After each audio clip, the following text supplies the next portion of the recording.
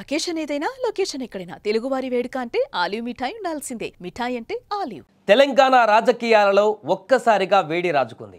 కాంగ్రెస్ ప్రభుత్వం పైన మాజీ మంత్రి హరీష్ రావు సంచలన ఆరోపణలు చేశారు. రాష్ట్రంలో 50,000 కోట్ల భారీ విద్యుత్ కుంభకోణానికి తెరలేపారని బాంబు పేల్చారు.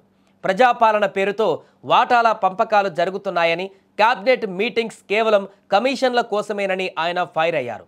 అసలు హరీష్ రావు బయటపెట్టిన ఆ లెక్కలేంటి? రామగుండం, పాల్వంచ, మక్తల్ ఈ 3 ప్రాంతాలలో కొత్తగా పవర్ ప్లాంట్ల నిర్మాణానికి కాంగ్రెస్ ప్రభుత్వం ప్లాన్ చేసింది. అయితే దీని వెనక భారీ కుట్ర దాగి ఉందని హరీష్ రావు ఆరోపిస్తున్నారు. మొత్తం 50,000 కోట్ల ప్రాజెక్టులో దాదాపు 30 నుంచి 40% కమిషన్లు దండుకునేందుకే ఈ కొత్త ప్లాన్ అని ఆయన మండిపడ్డారు.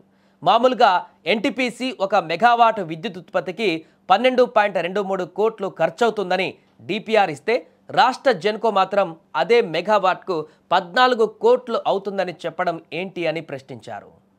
ఇది Telangana state electricity regulatory commission report. ఇందులో అప్పుడు మనం ఫేజ్ 1 1600 తీసుకుంటే ఫేజ్ 1 ₹4.88 నుంచి 5.98కి ఒక యూనిట్ చొప్పున మొదటి 1600 అప్పుడు బీఆర్ఎస్ ప్రభుత్వం అగ్రిమెంట్ చేసుకున్నది. సెకండ్ ప్రపోజల్ కూడా ఇందులో ఏం రాసిందంటే ₹4.12 కాడికి 2400 మెగావాట్లు ఎన్టీపీసీ ప్రతిపాదన ఉంది అని స్టేట్ రెగ్యులేటరీ కమిషనే చెప్పింది. అంటే ₹4.12 యూనిట్ వస్తుంది నీకు. ఒకటి, నీకు 50,000 కోట్ల పెట్టుబడి అవసరం లేదు. 2, రాష్ట్ర ప్రభుత్వం మీద అప్పులు ఉండవు. 10,000 కోట్ల రూపాయలు జెన్కో కానీ రాష్ట్ర ప్రభుత్వం పెట్టుబడి పెట్టాల్సిన అవసరం లేదు. రూపాయి పెట్టుబడి లేకుండా ₹4.12 ఎన్టీపీసీ కరెంట్ ఇస్తానంగా లేదు నాకు వద్దు, నేను 40,000 కోట్ల అప్పు తెస్తా, 10,000 కోట్ల పెట్టుబడి పెడతా, ₹9 ₹10 యూనిట్ కరెంట్ ఉత్పత్తి చేస్తా అంటే ఎవరి కోసం? నీ కమిషన్ల కోసం కాదా? Is it not clear?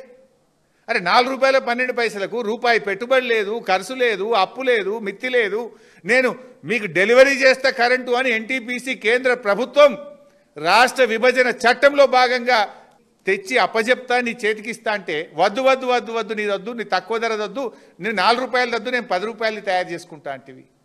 ఇది స్కామ్ కాకపోతే ఏమంటారు? మొత్తానికి కాంగ్రెస్ ప్రభుత్వం చేసే ప్రతి పని వెనక స్వప్రయోజనాలే ఉన్నాయని, క్యాబినెట్ భేటీలన్నీ వాటాల కోసమేనని హరీష్ రావు చేసిన వ్యాఖ్యలు ఇప్పుడు హాట్ టాపిక్గా మారాయి. మరి ఈ 50,000 కోట్ల ఆరోపణలపైన ప్రభుత్వం ఎలా స్పందిస్తుందో చూడాలి.